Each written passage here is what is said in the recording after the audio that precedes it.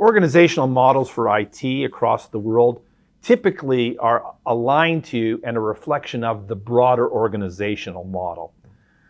So in some situations, for example, as was traditionally the case at ASU 25 years ago, there were all of these, even centrally, there were all kinds of siloed ways of organizing IT. The academic IT didn't talk to the administrative IT, which didn't talk to the teaching and learning IT. And so at ASU, under President Crow's vision of the enterprise model and a national services model, and of course, the whole idea of building a new American university, we flattened out almost all of the central IT functions with the idea that we should be leveraging our ability to build infrastructure and platforms that allow the institution to scale. But that doesn't mean that we are centralized, because we believe fundamentally that innovation happens both at the center, but also at the edge of the university, in the units level. And so at ASU, we have 1 in 13 employees at the university is an IT professional. About 750 of the 2,200 IT professionals at ASU work in enterprise technology. The rest of the university's IT professionals contributing to the units, whether those are academic units, research labs, other administrative functions that are going on there, are really in service to the local needs, the hyper-local needs of those business units that are out there. And our job in enterprise technology is to serve as an orchestrator, to serve as the team that actually pulls together and creates important technical efforts like standards, like security, like orientation to technical architecture. Now, we don't impose that. That's actually a prescription for turning the word Chief Information Officer, CIO, into career is over.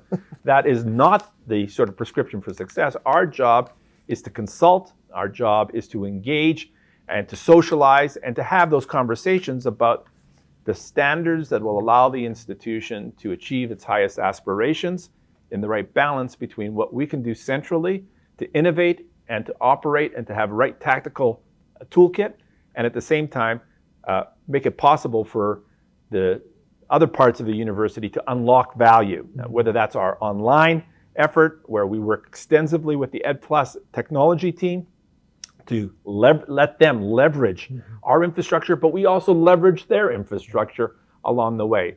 So the point here is that it's actually for other presidents and other senior administrators, there is no one size fits all. The way you organize IT is almost always reflective of the way you think about the broader organizational model of your university. The Chief Information Officer has historically been the chief utility officer, running the railway, running the power, in this case, running the technology.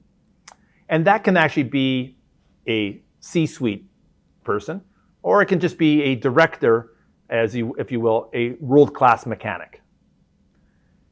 At ASU, and in fact, in most of higher education in the United States, over the last 40 years, the CIO role has continued to evolve. And at ASU, which I believe to be among the most evolved institutions that we have, the CIO is actually a strategic partner in the design of the institution, and perhaps more importantly, the one executive who can actually help mobilize the technical resources to support the highest design aspirations of the institution in terms of its goals and its mission.